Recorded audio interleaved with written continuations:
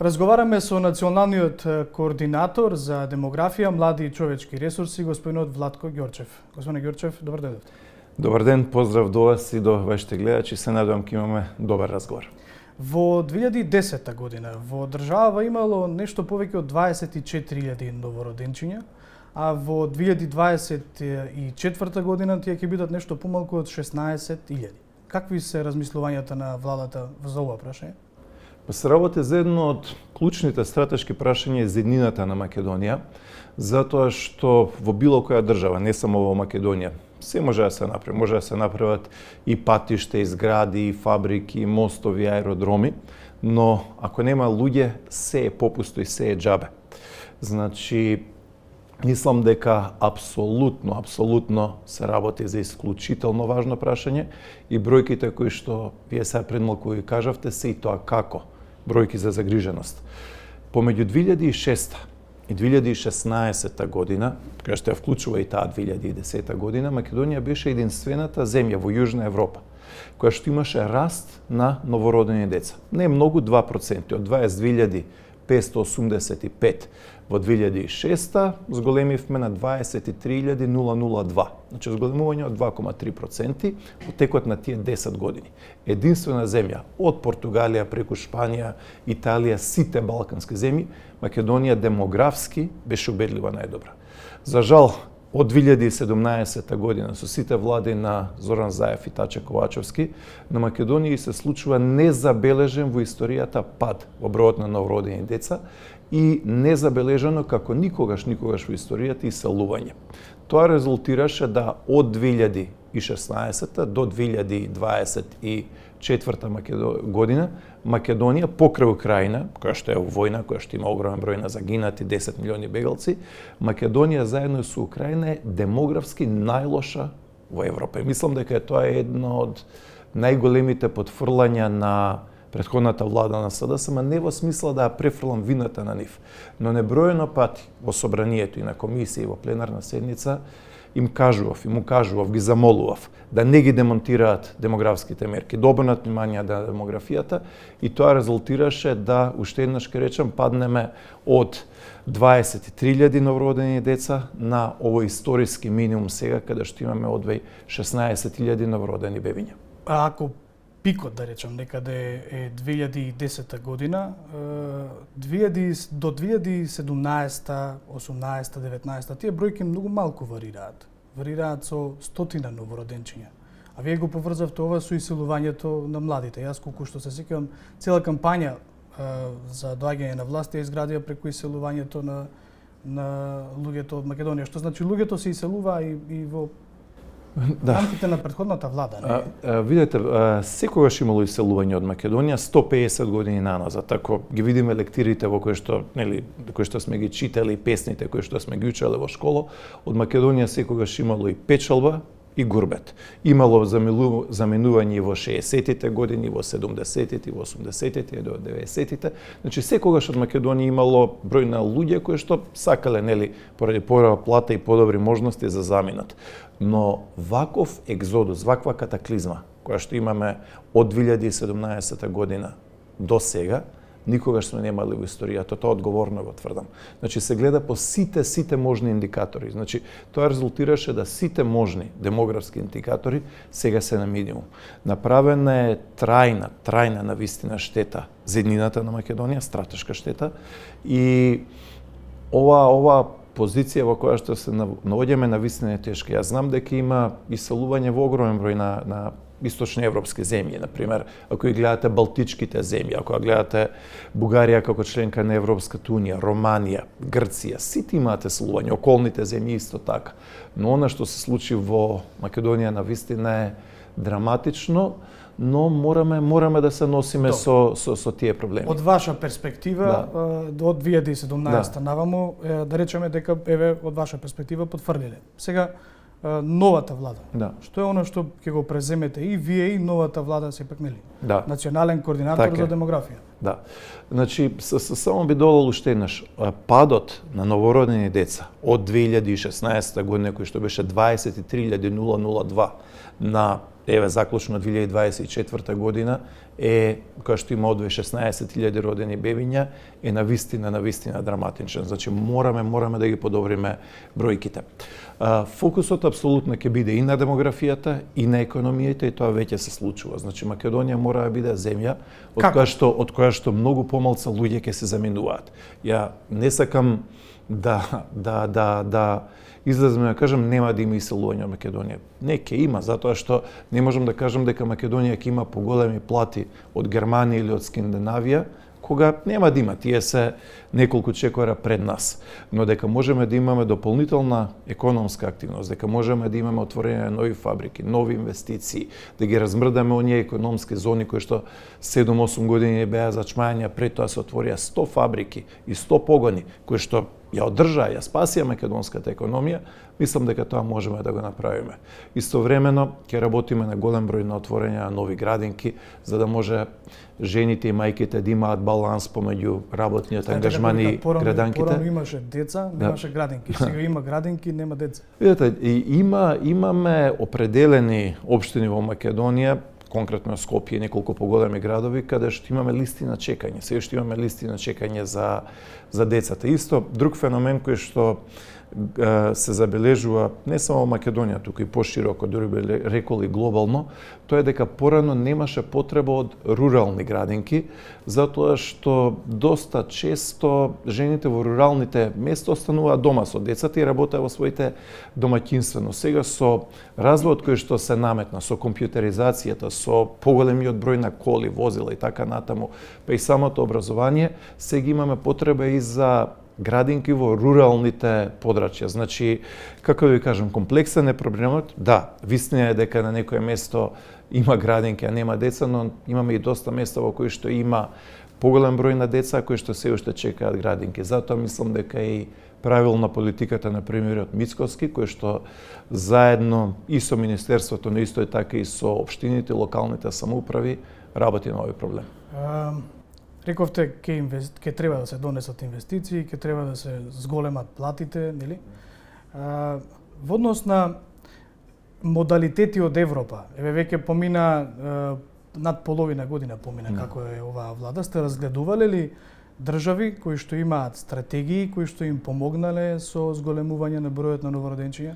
Се работи за еден од најтешките проблеми за цела дузина на европски земји, ако ја гледате Европа во целина, како континент, и земјите членки на Европската унија и оние кои што не се членки на Европската унија. Значи, од сите земји во Европа, 50-тина на број, ниту една во Европа нема над она стапка на репродукција од 2,1 родени деца по жена. Имате земји кои што еве 2024 година влегоа во група на земји со ултра ниска стапка на наталитет. Тоа се случи на Германија, на Австрија и на Естонија, кои што се економски прилично добри, прилично успешни. Ако ја гледате, например, со најмал наталитет и најмал фертилитет во Европа, тоа е Литванија. Ако ја гледате најголем пад на новородени деца во 2024 година, во првите 11 месеци, тоа е Латвија. Намалување од 12,4% во првите 11 месеци. Дел од нив тоа го решаваат со, да речам, увоз на луѓе преку работна сила, преку миграција, преку подпомагање на луѓето кои што доаѓаат од други држави. Има такви програми, значи земјите се обединуваат на различен начин да работат на ова прашање. Значи дел се работи во дел од европски земји се работи со увозна работна сила, дел од нив исто така работат и на сопствената демографија, значи даваат поддршка на мајки, ова прашање кое што го спомнав со градинките, дел од нив и тоа како ќе работат, вклучувајќи и Македонија, ќе работиме сериозно на тоа, во делот на домувањето, особено за младите. Значи различни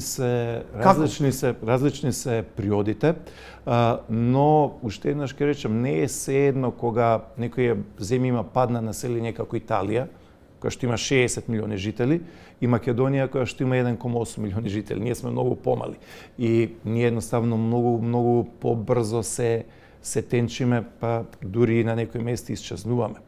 Така што уште еднаш ќе речам, ќе работиме и тоа. Како ќе работиме и во делот на даноците на платите, во делот на домување, особено на младите, во делот на градинки, во делот исто така на корпусот на прашања поврзани со неплодност, инвитро оплодувањето, значи се работи за комбинација од мерки. Во ниту една држава на светот нема една мерка и да се рече ете тоа успеало. Значи секогаш се работи за комбинација од мерки и тоа ќе го примениме во Македонија. За во однос на платите, јасно, нели, треба се заекне економскиот сектор. Во однос на градинките исто треба се градат градинки. Кога зборуваме за домување, на кој начин конкретно што ќе се прави за младите да имаат приспособени услови за свој дом, за домување? По во делот на домувањето, државата може да помогне во учеството, во поголем број на рати, понатаму стимулација нели во делот на преференцијално кога се работи за решавање на стамбено прашање на повеќе детно семејство. Треба да им се даде поддршка затоа што, како да ви кажам, не е се едно дали една или две плати се делат на еден или двајца луѓе или тие плати се делат на повеќе, така што се работи за комбинација од работи кои што веќе ги работиме и исто така има и уште еден дел кој што би сакал да го загатнам, а тоа е вкупната атмосфера во општеството. Значи мораме едноставно да го имаме она поимање кое што ги имале нашите баби и дедовци, а тоа е дека семејството и децата се нашето најголемо богатство. Затоа што имате многу земји кои што се вонредно богати. Еве, например, во Азија најнизок наталитет имаат Сингапур, Јужна Кореја, најмал на светот, Јапонија и цела низа на други земји кои што се супер богати. Еден Лихтенштеин кој што има $190,000 БДП по жител годишно, најголем во Европа, има стапка на фертилитет која што е тука некаде дури помала од Македонија. Значи се работи општо и за поглед на животот. Така што уште еднаш мислам дека генерално и како општество и како луѓе треба да пренесеме онаа порака на младите, а тоа е дека бракот и семејството се добра одлука, дека убаво е да се биде родител, дека убаво е да се имаат деца. Да, сигурно се согласувам со тоа, меѓутоа кога разговарате со луѓето, особено ние кои работиме оваа тема на терен, една од главните причини зошто се иселуваат потенцијалните родители се секако условите во кои што работат и вели како јас ќе направам свое семејство овде ако за тоа дете немам пари да му возможам дом. Во таа насока, кои би биле мерките за да се измери успешноста на политиките кои што ќе ги применувате или ги применувате? Како ќе се знае дали сте успеале во тоа да се зголеми бројот на новородени? Го слушам тоа. Јасни ми се сите проблеми со кои што се соочуваат граѓаните на Македонија, неизвестноста, инфлацијата, прашањата поврзани со животниот стандард. Значи никога јас нема да уведам дека ние сме, не знам, одеднаш Скандинавија, Швајцарија, Австрија или Германија, Бенелукс. Не сме. Но истовремено овие земји кои што пред малце ги набројав, добар дел од нива имаат помал фертилитет и наталитет дури од Македонија. Така што не постои магична формула, велам. Значи државата треба многу повеќе да направи и ќе го направи тоа. Но клучна тука е одлуката на секој еден поединец. Значи не знам, има во McKinsey едно од најголемите светски компании мултинационални направи една анализа минатава недела, генерално за општиот пар на фертилитетот и наталитетот во светот и повеќе други автори тоа го цитираат. Например, ако порано имало 5 или 10% од луѓе кои што не стапувале во брак или немаат деца, и тоа е нивни личен избор, сега во одредени земји таа бројка е до 30%. И таа бројка исто така расте и во Македонија. Тоа ни го покаже и минатиот попис. Тоа се случува во сите балкански, во сите европски земји. Понатаму имаме огромен број на семејства кои што имаат едно дете. Тоа е нивен нели личен избор. Секој одлучува, не сакаме да се било кој да се меша во било чија приватност, но уште еднаш ќе речам, има има светски движења кои што се поврзани и со дигитализација, кои што се поврзани и со интернет, и со туѓеност, и со атомизација, и со начин на живење, мобилност, покасно стапување во брак, неплодност, стресови, така натаму. Значи, се работи за комбинација од фактори, се работи за феномен кој што не ја допира само Македонија, но кој што Македонија, уште еднаш ќе речам, мора да го решава. Значи, да, државата е тука, ќе помогне, државата треба и може да направи многу повеќе и ќе го прави тоа, но уште еднаш ќе речам, значи, во делот на демографијата би сакал, значи, уште еднаш да речам, потребен е и тој еден дополнителен момент кој што е тешко мерлив, е поврзан и со љубов, и со заедништво, и со блискост, и со посветеност на децата. Се работи, уште еднаш ќе речам, за многу комплицирано прашање. Како ќе оцениме дали сме успешни? Многу тешко ќе биде да се запре падот на новородени деца во Македонија. Многу тешко. Оваа штета која што ни е направена од 2017 до 2024 година и претходно, јас ќе речам, ужасна. Иселувањето е апсолутно, но се случува ради погрешните политики на сите нас. Без национална стратегија. Апсолутно, значи секогаш имало иселување од Македонија, на тоа се компензирало со висок фертилитет. Ме разбирате, значи порано, не знам, во некој семејство ќе има 3, 4, 5 деца, едно или две ќе се иселат, но сепак некој ќе остане. Сега во ситуација каде што имаме скоро, грубо кажано, половина од семејствата кои што имаат, уште еднаш кажам, со нивен личен избор, нели, или околности кои што се различни од човек до човек, кои што имаат едно дете, ако тоа едно дете се замине, тогаш таа куќа се затвора.